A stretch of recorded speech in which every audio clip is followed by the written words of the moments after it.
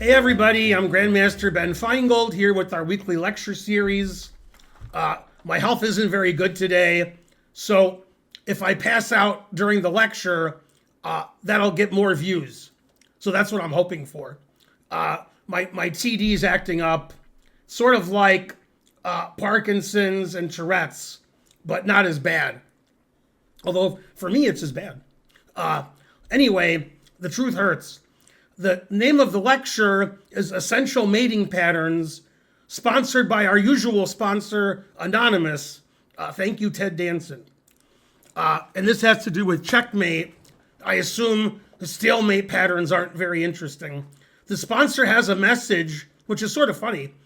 For those of us by now haven't hung a queen, here's how to get to a mating combination. Although in some of the mating combinations, you give a queen away. So I went to Wikipedia and I looked up checkmate, and although it's small on your screen, I think you guys should do the same after you watch the lecture. You should go to Wikipedia's checkmate article because they look at like a million different checkmates, more than we have time for in the lecture, but I have some of them. I didn't know if I should show basic checkmates like Scholar's Mate, or if I should show you games that ended in checkmate and see those kind of checkmates. So I decided to do both. That way everybody's mad at me instead of just one group of people. If you want to see many different kinds of checkmates, dozens, then go to the Wikipedia article on checkmate, and don't look at Super Grandmaster games because those guys, they resign. So you won't see any checkmates. Very rare to see a checkmate in a Super Grandmaster game because they're always resigning. Terrible. I tell my students never resign. So the checkmate article on Wikipedia has a lot of examples of checkmate. It's a very long article. They talk about how checkmate started. They show some ladder mates and king and queen mate, king and rook, avoiding stalemate. Most of that stuff we're not going to talk about. King and two bishops mate, that never happens. I've never had it in my chess career. I've never had king and two bishops versus king. I think my brother had it once. So it happens one out of every like 5,000 games. But there's a lot on it. King, bishop, and knight, I do that a lot on my stream. If you've watched my stream, you've seen king, bishop, and knight mate. Sometimes I can't do it because my time is running out, and then I stalemate my opponent, and so forth. Back rank mate, you're probably mostly familiar with that. Scholar's mate, fool's mate, and it goes on and on and on and on with all the different kind of checkmates, including rare checkmates, having names I didn't know about, unusual mates, etc., ones that never happen, and so forth. Okay, so the beginning of the lecture, which is now, will be easy for beginning players. Then it'll be difficult for advanced players. We'll get to that. Okay. The first checkmate is Scholar's Mate, and I have a couple funny stories. So the first funny story is I was teaching a chess camp in Ann Arbor, and there were two kids who could never win. They lost all their games. So I had them play each other. That way somebody's going to win. And I showed them Scholar's Mate so that, one day one of them would win. And one of the kids did Scholar's Mate against the other kid, even though I just showed them Scholar's Mate. And he said, checkmate. And the other kid said, that's not checkmate, even though I just showed them the same mate. And then he looked and looked and looked, and he's like, okay, I guess it is. So that kid won a game, the kid who Scholar's Mated him. Then they played again, and the same kid who Scholar's Mated, he Scholar's Mated again. And he said checkmate. And the other kid again said, that's not checkmate. It was the same Scholar's Mate. And eventually he gave up and said, okay. And they kept doing that. The the kid would scholar's mate the other kid would say it's not checkmate, and then he would give up and say it was. Okay, so I took two kids who could never win a game, and I got one of them to win some games. So I did good. Okay, now scholar's mate starts with double king pawn, and that makes sense because for reasons that don't make a lot of sense, double king pawn is what you get in beginner's chess. When you go to a beginner's tournament, whether it's adults or children, usually you see e4, e5. And you go to super grandmaster games, you also see e4, e5. Okay, but it's a higher percentage at the lower level. Okay, bishop c4, the bishop's opening. Now, typically at the grandmaster level, black plays knight f6, and we have to end our discussion of scholar's mate because there ain't no more scholar's mate. That's it. Scholar's mate's over. Okay, but let's say black plays knight c6, and white plays either queen f3 or queen h5. If you like scholar's mate and it's working, and your chess teacher doesn't yell at you, then queen h5 is more likely to work than queen f3, because after queen f3, black can play knight f6, and that's the end of your scholar's mate. And if you play queen h5, a lot of people are like, oh, there's a queen there, I'm going to attack him with knight f6, attacking the queen. Okay, and the point of queen h5 was to play queen f7 mate, and that's scholar's mate, or as a lot of kids call it in scholastic chess, the 4-move checkmate. That's called 4-move checkmate. And typically, if white plays queen f3 with the same checkmate, and black plays bishop c5, then we have the same checkmate. And there's two important things about checkmate.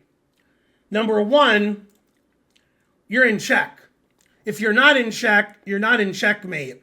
And that confuses people because I would have kids in my beginning classes and they would have a knight on e7 and they're like, checkmate. And I'm like, the knight on e7 isn't attacking the king.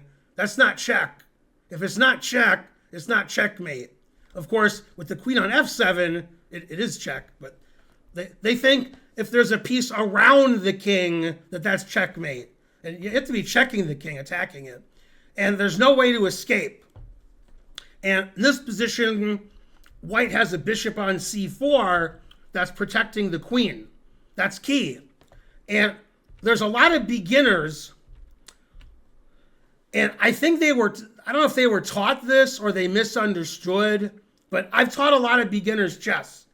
I've taught people chess who weren't even good enough to be called beginners.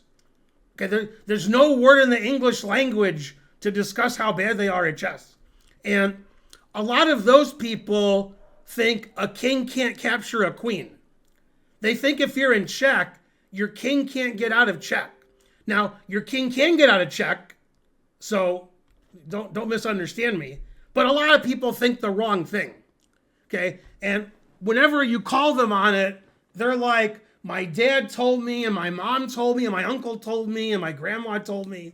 And I used to think, man, these people have some weak relatives. But then I started to realize it was all nonsense. Their uncle never told them that. Their uncle told them to invest in IBM, and they were like, a king can't take a queen. That was their translation in their head. So, for example, if you go to a kids' class where the kids are all beginners, a lot of people think this is checkmate. Okay, if you're watching on YouTube, this is not checkmate. This is the beginning part of the class. The later part of the lecture is much more difficult. So if you're rated like 1500, you're like, why is Ben showing me this? I already know this. Well, I'm going to show you some stuff you don't know. But if you're rated under 500, you're probably easily confused. Okay, black can play king takes queen, and I can prove it because I can play king takes queen. If I couldn't play king takes queen, the engine wouldn't let me. The chess base would say you can't do that. So in this position, the actual scholar's mate, if I play king takes queen, the computer won't let me. it puts the king back on e8 because the bishop is protecting the queen. Okay, so kings can take things that are checking it if it's legally possible to do so. If they're protected, you can't do that. Now, as you all know, and by you all knowing it, that means 1% of you know, there's an actor that you've never heard of, although John Fontaine, who's watching this lecture, has heard of him. But most of you on YouTube haven't heard of him. And his name is Peter Falk. If you're over the age of 50 or 60, you've heard of Peter Falk. If you're under the age of 30, which most of you are, then you haven't heard of Peter Falk. Now, your only hope, you have a hope of hearing of Peter Falk, is knowing his most famous character, and that's Columbo. Some of you know Columbo, but don't know Peter Falk. Peter Falk is the actor's name. Columbo is the character's name. And in real life, I've seen Peter Falk because, as happens, Peter Falk, when he was alive, not now, but when he was alive, he was a big chess fan. He liked to play chess. He went to chess tournaments. And since he lived in Los Angeles, since he was an actor, I saw him at the '83 US Open, which was in Pasadena, California. If you're watching on YouTube after the fact and you were at the '83 US Open, pretty unlikely, then say something in the comments and I'll respond. I was 13 years old and I was rated about 2,090, something like that. It was hot. God damn. Los Angeles in August. It was, and we were walking. Man, there was a nice swimming pool there. Anyway, Peter Falk showed up, and I remember him watching these grandmasters analyze. And Joel Benjamin, in one of his games where he drew or lost, he said, I couldn't play chess with Columbo watching me. Anyway, so the reason I'm talking about Peter Falk and Columbo is there's an episode of Columbo, which you can find on the internet, where it's all chess. It's a chess episode. And there's two guys playing for the world championship, but it looks like one of them was murdered. And of course, if you've ever watched Columbo knows who did it. It's the other guy. It's always the special guest star. So if somebody's a special guest star, they're probably guilty. Columbo thinks the guy knew he was going to lose the match, and that's why he murdered his opponent. Okay, although he ended up not being murdered, is a long story. But anyway, so Columbo's following him around, right? And the guy's getting nervous because Columbo, when Columbo's on your back, you got to watch it. And one of the guys, the guy who's Columbo thinks is guilty, the other guy's in the hospital, Columbo's following him at a simul. There's even a simultaneous exhibition. And the game goes like this. The world champion guy is white, but he's so flustered that he falls into fool's mate because, Columbo's watching him. That makes a lot of sense, except for one thing. You can imagine Magnus Carlsen, Garry Kasparov, Bobby Fischer falling into fool's mate and giving a simul, except you can't. Now, they could give a fool's mate, but they wouldn't fall into one. But it's a TV show, so, it's funny. Now, this is the quickest mate in chess. And of course, you could also play e6. But e5 is more common. Now, this mate never happens, but it's check, and there's no way out of check. And the key to making it check is white playing f3, never play f3. If the pawn was on f2, then it wouldn't be check. And the reason it's checkmate is because white played g4, meaning white can't play g3. So for example, in this position, this is not checkmate because white can play g3. There's three ways out of check. You can take the piece that's checking you. That's my favorite. You can block the piece, like g3, or you can move your king. Here you can't move your king because it won't let me. If I play here, it'll put it back. It doesn't let me make illegal moves. That's still check. One of the things I used to show my beginning students when I taught them checkmate was I would show them this position. And I would be like, let's imagine white plays d3 and black plays queen e4 check. In this position, the three ways you can get out of check, you can do all three of them. You can move your king, you can block. In fact, there's a lot of ways to block. Then there's my favorite, you can take the queen. But if we don't play d3 and we blunder and we play king e2, now queen e4 is checkmate, confusing the audience. Now you can't move your king anywhere, you can't block, and you can't capture the queen. So I would show this position to my students who were beginners, really beginners. And I would say, black checkmates in 1. And this was too hard for most of them. And most people suggested bishop here check, which is check, but it's not checkmate, it's just check. So it's not. White can make all kinds of moves here. White has 4 legal moves. 1, 2, 3, 4. Some of those moves are better than others. Okay, so checkmate means you're in check and there's no way out. And the 3 ways out are to capture the piece that's checking you, to move your king, or to block. Now, let's see if the people watching live are paying attention. Which 2 pieces can check you and you can never block them? Never. The knights. The knights, and there's another thing that you can't block if it's checking you. Confusing the audience. What's that? Pawn. Right, if a pawn's checking you, you can't block it because your pawn takes 1 square diagonal, and you can't block a knight. So if you're going to block a check, it's not a knight check or a pawn check. It's either a queen, rook, or bishop. And of course, blocking check is a way a lot of people don't see. Okay, let me give you an example. I'm teaching beginners class, and half the people in the class think this is checkmate because you can't take the bishop and you can't move the king. So they're like, checkmate. I'm like, there's 1 billion ways to block the bishop. Blocking is a thing you can do in chess. That's the hardest for beginners. Beginners have trouble blocking. And there's so many ways to block here, I can't count them all. I can't count that high. I went to public school. Okay, you can block with a pawn.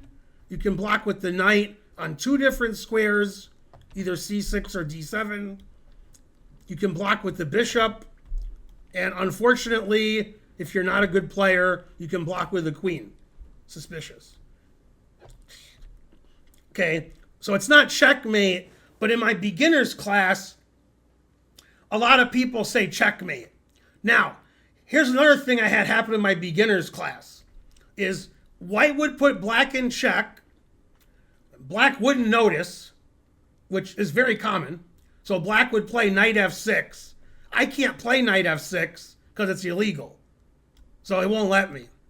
But if you're playing over the board, you play knight f6. Nobody says it's illegal, unless your opponent says it's illegal, or you realize afterwards. Then white would play bishop takes king and say checkmate. Then the game would be over, and then I would say, what was the result? And the guy say, I won, I checkmated him. His opponent would agree, I never saw what happened, and the truth hurts. Now, in some blitz chess, in real life, over the board, you can take the king. Okay, you can't take the king on the internet because it won't let you play knight f6. It won't let you make an illegal move. But if you're playing in real life and somebody makes an illegal move, that's not checkmate, that's them making an illegal move, which in some blitz chess loses. In some it doesn't. Depends what the rules are in your jurisdiction. Depends if you're playing rapid or blitz or slow chess. And there's a FIDE rule. If you make 2 illegal moves in 1 game, you lose. That's relatively new. I don't know what the US chess rule is. They change the rules a lot. Okay, but checkmate doesn't mean that you captured the king. You capturing the king means your opponent didn't see they were in check. That's different. That means you guys aren't very good yet. Okay. Now, those are examples of some checkmates and some rules and some funny stories and so forth. Now we're going to look at some examples from real games. And these are all examples I thought of. I want to do this one first. Okay. This is, actually, let me do them in order so that when we do the list, I don't get totally messed up. Let's see, Fool's Mate. I want to do this one. I want to do this one next. Okay. So we did, and then this is, I want to flip the board, sorry. Okay. Now, some of the stuff I thought of in my head before the lecture, I found the games, and then I can show them to you. Because I've been playing chess since before you were born, even if you're older than me. Hard to understand. And I remember stuff that happened over the last 50 years of my chess career that were funny or interesting. And this was one of them. This is a game, Korchnoi Karpov, from the World Championship match in 1978 in Baguio City. Man, they had some typhoons there. Okay, and White's last move was a blunder. Looks like it's a draw or maybe White's winning because Black doesn't have any pawns. Black has 2 knights for a rook and 3 pawns. Any chess book will tell you a rook and 3 pawns is better than 2 knights. But White's king doesn't have a lot of squares. White's king has 1 square. So Black is on the checkmate path, and Karpov checkmated Korchnoi, confusing the audience, although not confusing Karpov. Karpov barely won this match. Okay.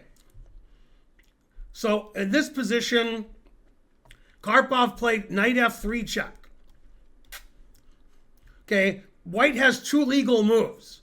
White can take the knight, or White can play king h1.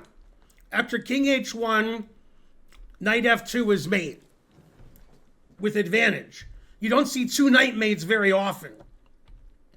Okay, now unfortunately for the fans, Korchnoi resigned because he saw the other mate, but I'll show you the other mate. But you take the knight. Now the G file's open, and we play rook g6 check. The king has 1 legal move, and then knight f2 mate. The same knight mate. The knight and the rook give mate. The king is trapped in the corner. And this is very common in chess, that the king isn't in the center, the king is in the corner, has nowhere to go, it's cornered, and you take away the squares the king can go to. The king only has 2 squares to go to. The king's in the center of the board. Even a king and a queen can't give mate because the king has too many squares to go to. You got to force the king to the back row if you want to give checkmate. That's very common in chess. In the opening or middle game, you could mate the king in the center because you have a lot of pieces. But in the end game, king's almost always on the back row. So that was an example of a knight sacrifice opening up the G file, leading to checkmate of Korchnoi's king.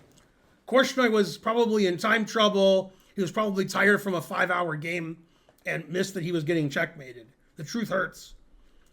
And that's the problem when you're a super grandmaster, world champion, is when you lose, everybody knows about it.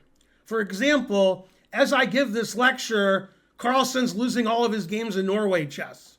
Now, maybe when this lecture comes out, they're going to say Magnus Carlsen's the Norway champion. I don't know. But right now, Magnus getting crushed in Norway. Okay, and Firouzja has a leg up on the competition with his broken foot. Something's afoot.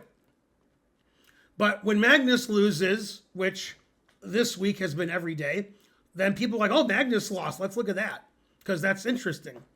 When you guys lose, you guys who are 1,200, 1,300, people all over the world don't say, let's analyze that and make fun of you. Although I do, but most people don't do that. Okay, so that's a checkmate because the king's in the corner and black uses the rest of their pieces to checkmate. And the king was of use too.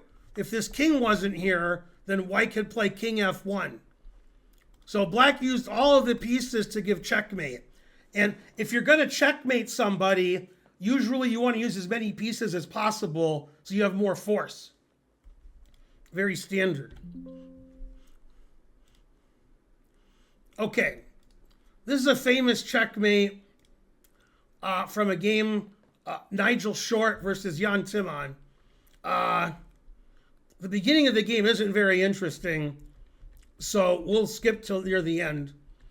It was an Alekhine defense. Wasn't much theory. Okay, nobody's getting checkmated. Everybody's happy.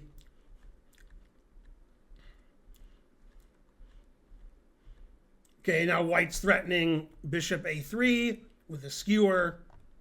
So rook e8. Okay, and in this position, black's bishop on c8 is no good. It can't go anywhere good on the king's side. White has all these pieces on the king's side. So white decides to play for checkmate.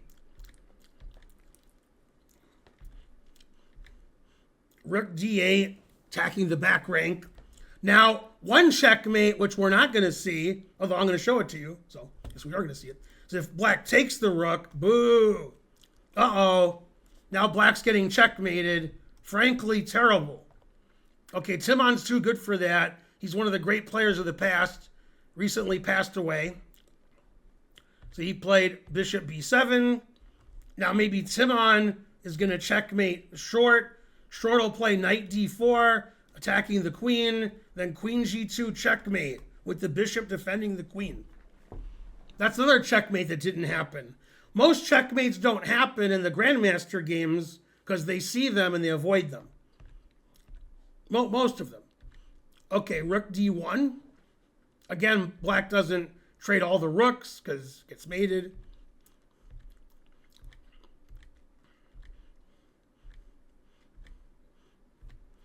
Okay, and this is a famous position because of what Timman did.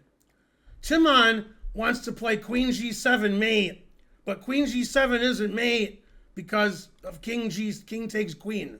At the beginner level, some beginners would play queen g7 and say checkmate, and some of their opponents would agree. What do you want me to do? If you checkmate somebody, but it's not checkmate, and your opponent agrees, then, you know, you need better opponents. Okay, so Nigel played h4, and so I'm going to play h5, h6, queen g7 mate with mate. Okay, so black played h5 and said, no, you're not. And now Nigel Short did the song about the sweet loving woman, then did the song about the knife, then he did the walk. He did the walk of life. Okay, if you don't get that reference, then look up the lyrics on Google. Okay, and get to work. Okay,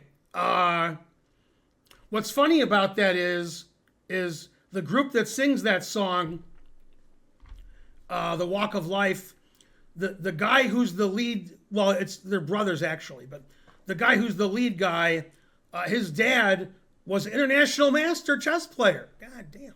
So even that has something to do with chess.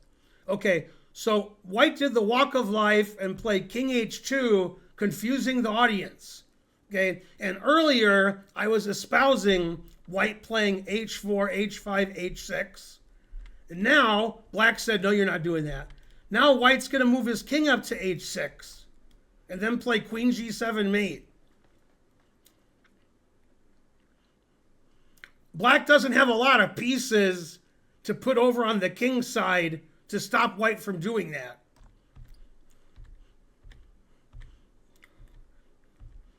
And then black resigned, because if black takes the rook, then king h6 and queen g7 mate. And a funny variation, if you like tactics, is if black plays king h7, white can win with rook f7 check, but white has a cooler way to win. And you got to play the cool way to win. You can't play the simple way. You got to play the cool way. And that's queen g6 check, confusing the audience. Notice pawn takes is illegal. The computer won't let me make it because it's pinned. Okay, but either move wins, rook f7 or queen g6. After king g5, Timman resigned. This became a very famous game because usually you don't walk your king up to checkmate your opponent. But in this particular circumstance, black didn't have any defense over on the king side to stop king h6, queen g7 mate. Confusing the audience. Okay, which was Timman. That's Nigel Short's most famous win, I think. And Nigel's beaten Karpov several times.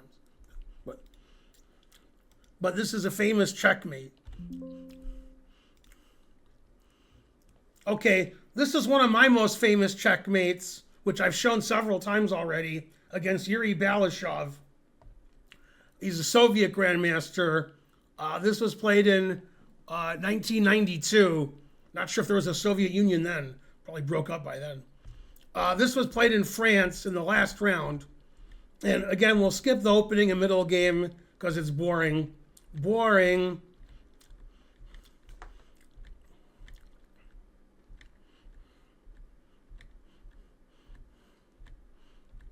Okay, and one of my favorite moves in this game was in this position. I want to checkmate my opponent because my opponent has no pieces in front of their king. All of my opponent's pieces are on the queen side.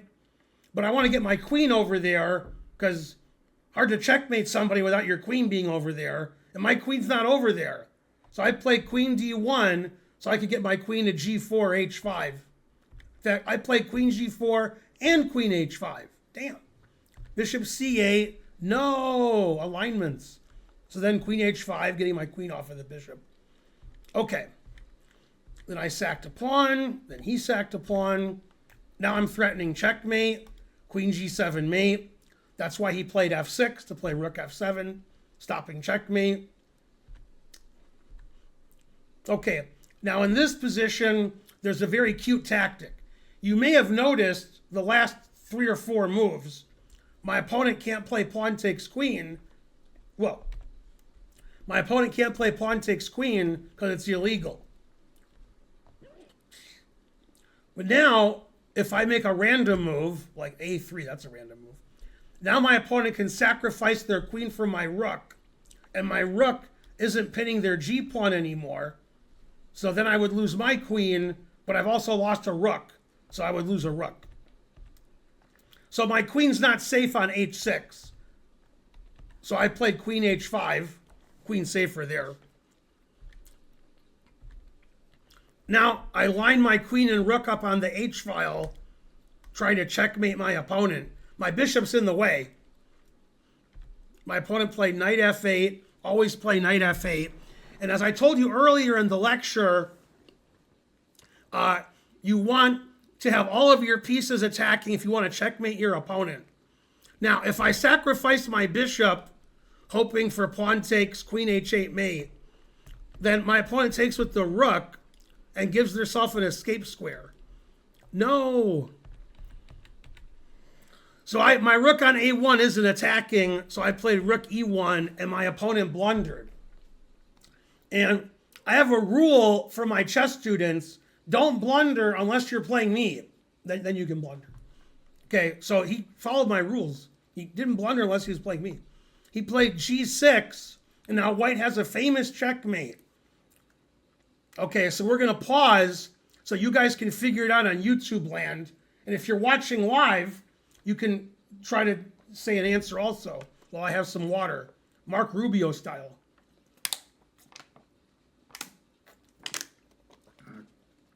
Queen h8.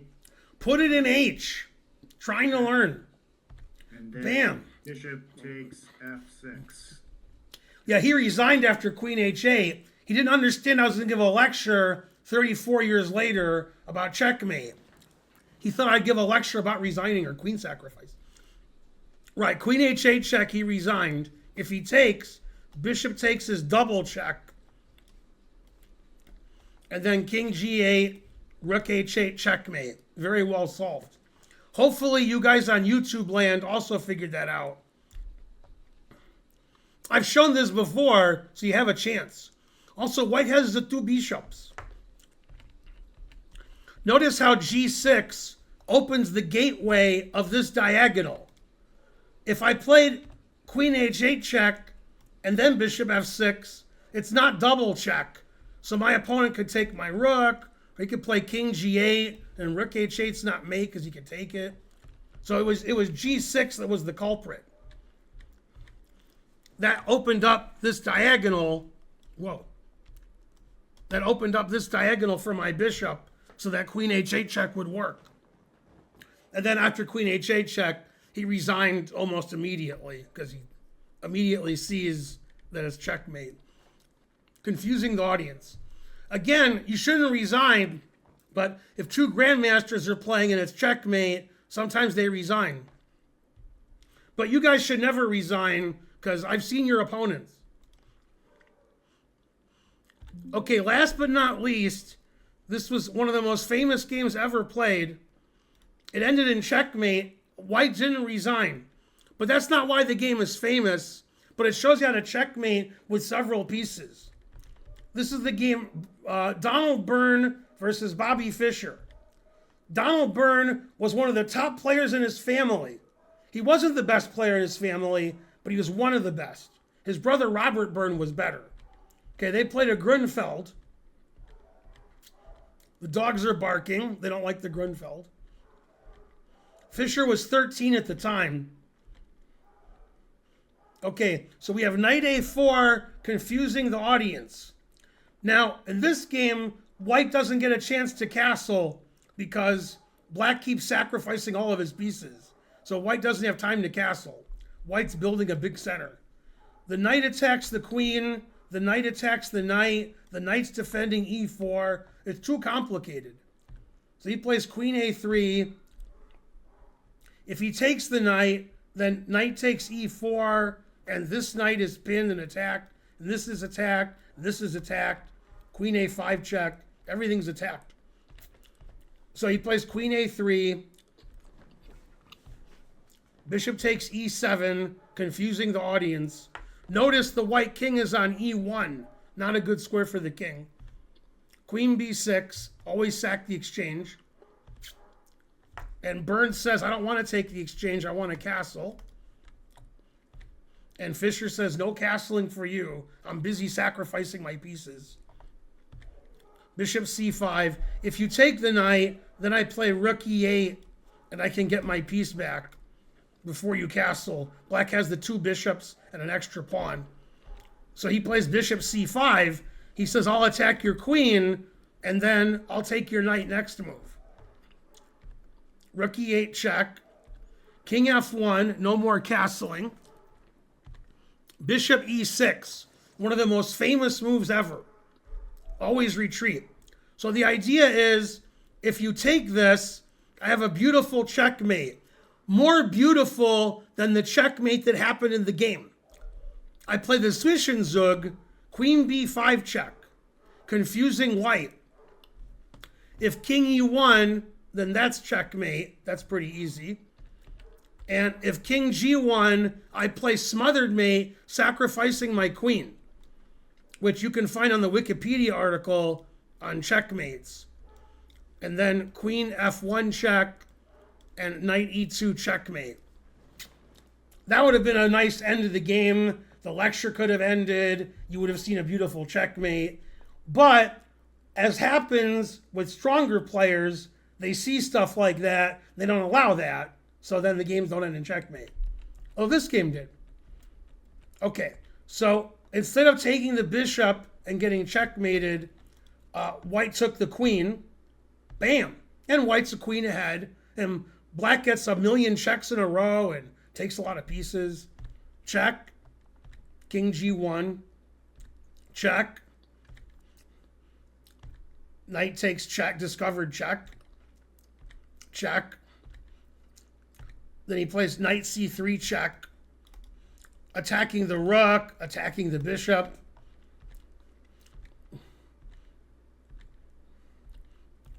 And black is up a lot of material because black took all of white's pieces. And for a 13-year-old, this was considered the most brilliant thing ever. Sacking the queen and then discovered checking every move and taking all of white's pieces. And this game was played 1956 when Fischer was only 13. Now the end of the game shows you how to checkmate a king with 1,000,000 extra pieces. Okay, finally white got their king safe, but black has all these extra pieces.